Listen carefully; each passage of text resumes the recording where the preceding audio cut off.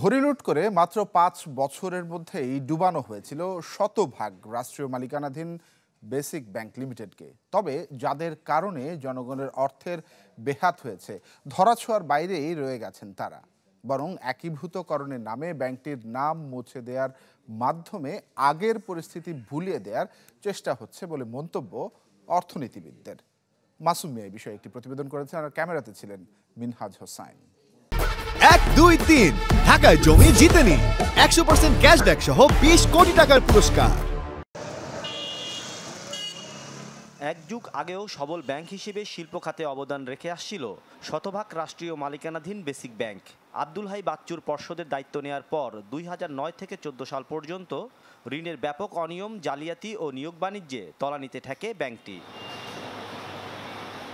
২০১০ সালে বেসিক ব্যাংকের নিট মুনাফা করেছিল ৬৬ কোটি ৯ লাখ টাকার উপরে।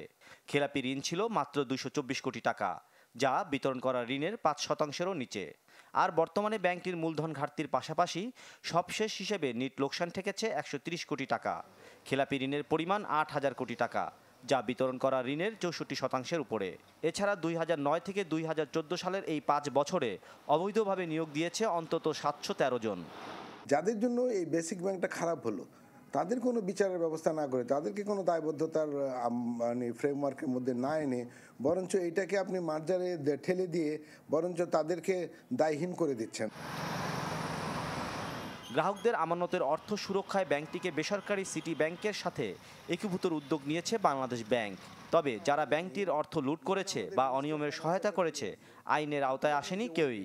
বরং বেসিক ব্যাংকের নাম মুছে দেওয়ার মাধ্যমে অর্থ লুটকারীদের দায়মুক্তি দিচ্ছে সরকার, বলছেন এই অর্থনীতিবিদ।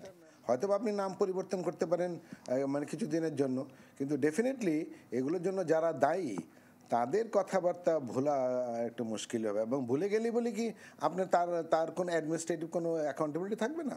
এটা অনেকটা মানে শাস্তিবিহীনভাবে একটা অপরাধকে পাশ কাটিয়ে নতুন করে স্টার্ট করার মতো, যে আমরা অনেক পাপ করেছি, পাপ করার পর থুক্কু বলে আবার শুরু করলাম।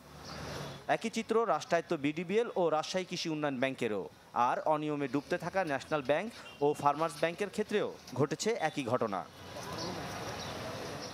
মাসুম মিয়া, চ্যানেল 24, ঢাকা।